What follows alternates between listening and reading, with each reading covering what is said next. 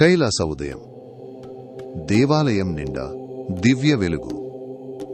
అమ్మవారి కరుణ పరమశాంతిగా భూమికి దిగివస్తుంది.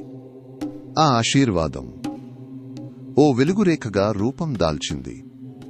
సౌందర్యం, సౌమ్యం, ప్రేమతో నిండిన ఓ చిన్న జీవం మన ఇంటిని మధురమైన వెలుగుతో నింపుతోంది. పార్వతీదేవి ఆశీస్సులు అందుకున్న ఈ పసిమణి ఆమె ప్రత్యేక అనుగ్రహం. మన జీవితాల్లోకి అడుగుపెట్టిన ఈ చిన్న దేవకన్య శుభం, శాంతి, ఆనందంగా వికసించుగాక.